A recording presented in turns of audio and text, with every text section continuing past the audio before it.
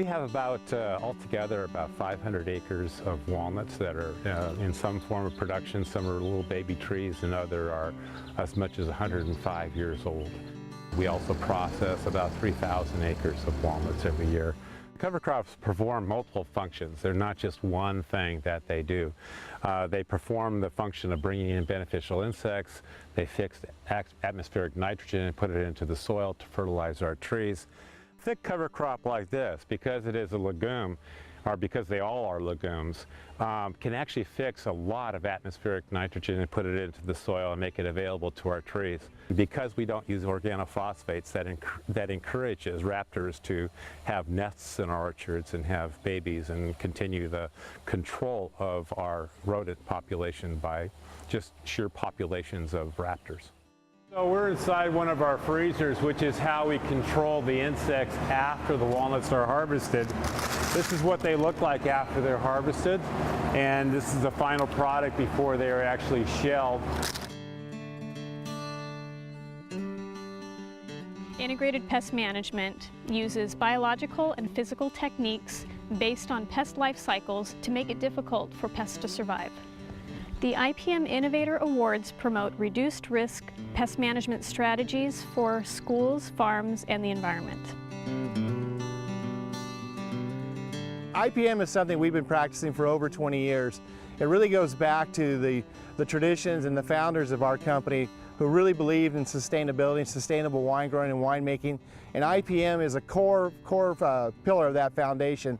It really supports everything that we do. In wine grapes, birds are quite a pest. They can really reduce your crop level and really cause some quality issues. We came up with an in-vineyard solution where we use falcons to scare the birds out of the vineyard. So it was kind of challenging to get that all going, but once we got it going, we found out that we save money and we're making higher quality wines, which is what it's all about in IPM and sustainability. Mites are always a problem. That's where we release predaceous mites. We're very careful about materials we use for mites. Biggest pest, it's more of a disease, is powdery mildew. And powdery mildew gets into clusters and can really impact the quality of a wine. So all those things are very, very critical to IPM management, to integrate your whole pest and disease control program. We grow a cover crop here, and we plant it, or we try to plant with natural grasses, and it grows up through the winter, and then we'll cut it down in the springtime, and we're returning organic matter back into the soil. If we have to spray a material here, we're doing more rows at a time, so we're eliminating tractor passes through the vineyards, we're saving on fuel, we're saving on carbon emissions. Those are all good things.